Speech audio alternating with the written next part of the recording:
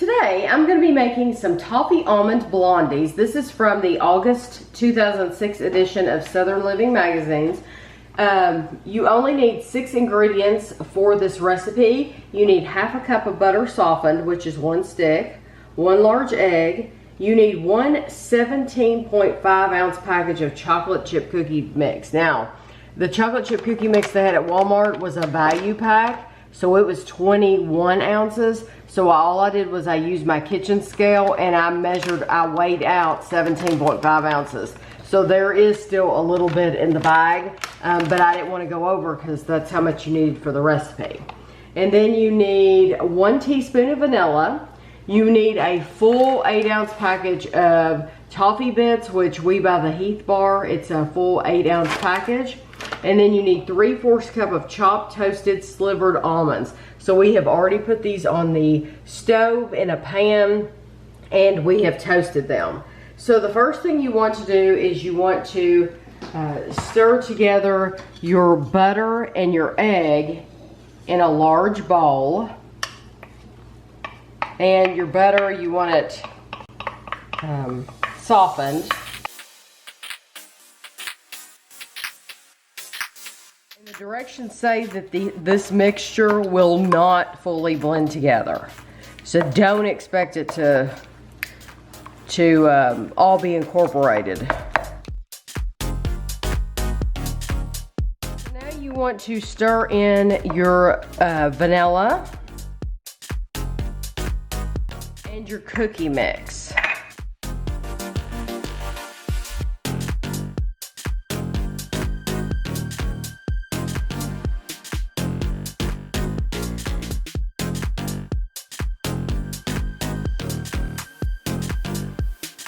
So now you want to stir in your almonds.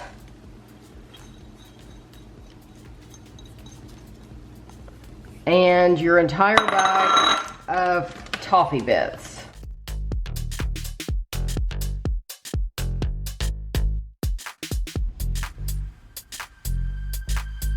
You want to take the whole combined mixture and pour it into the bottom of a 9 by 13 inch pan. I am using parchment paper so that it all comes out neatly.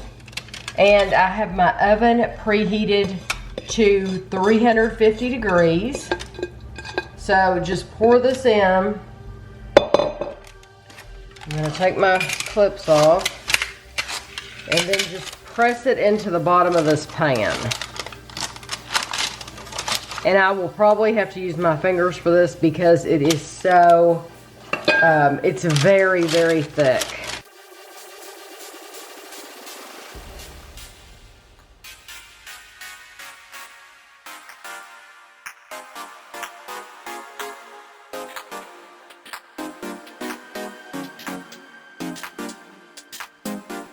So now you're gonna bake these for 25 to 30 minutes.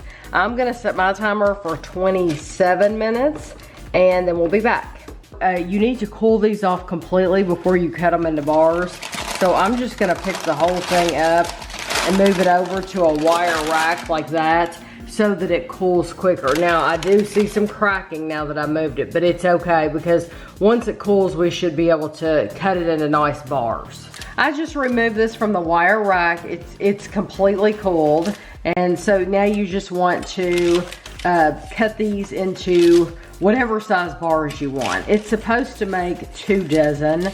But for me, it's like I cut and I get what I get and I don't throw a fit. So that's just me. But it does look like these are going to fit my description of a true bar. So in my opinion, a bar is something you should be able to pick up and eat with your fingers and it not fall apart. And so it looks like these are gonna fit that definition. And you got 24. Oh, did I? Oh, awesome. So that's just how I would cut them ordinarily, and that is a perfect bar. Okay, this is the August edition, August 2006 edition of Southern Living magazine. And I always, their recipes are primarily towards the back of the magazine, but I always make sure I I flip through and really read the names of each recipe, because sometimes they'll have a great picture and the picture will pull you in and it'll make you want to make it. This did not have a great picture. This is a picture, I mean, it's a good picture. It's of a mother and child. It's just not a great picture of the food. It's not a good, yeah, this is the picture that they show of the little boy holding the bar. But now, yeah, it's not a good picture of the food, so you really need to read the title. And what spoke to me about this recipe too was that it was easy. It was so easy. I didn't have to pull the mixer out or anything like that. It only had 6 ingredients. Yeah. You just had to work your arm a little bit. Yes, yes. So, and these are a true bar. Yeah, it's like a cookie bar.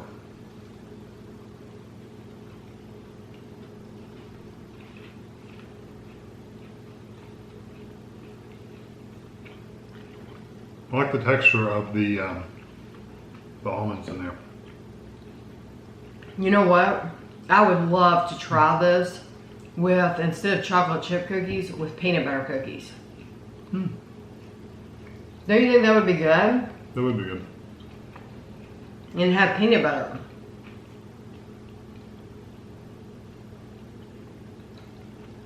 So we're just sharing the toffee. We did Heath bar. The toffee's what I'm surprised. I wouldn't even think there was toffee in there. I know. You really get the texture of the almonds. Mm-hmm.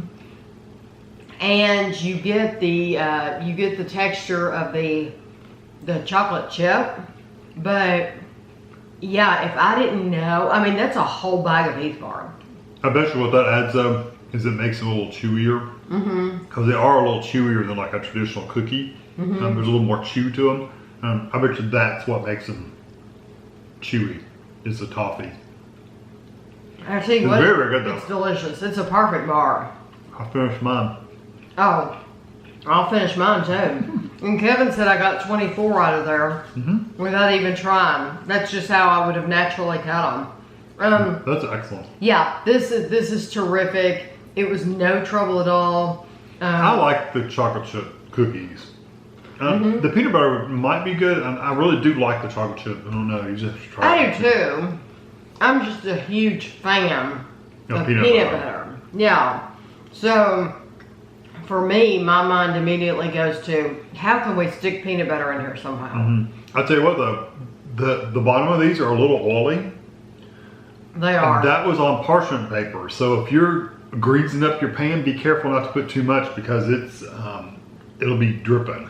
Because it generates its own oil, probably from the almonds. Probably. I hope that if you can get one thing out of my baking videos, I hope that you use parchment paper, because in videos, you've seen me use parchment paper, and there's been times where I've just had a brain, just something's gone wrong, and I've forgotten to use parchment paper. There's a world of difference. Parchment paper makes your life so much easier. Where you can just pick that up. You don't have to wash the pan, but you get all pretty bars. You get any dessert that you make is going to be pretty, because when you're trying to take it out of a pan without parchment paper, you're having to dig into it, and that first piece is always ugly. So with being able to pull the parchment paper and work on it at a completely flat surface, it's a game changer.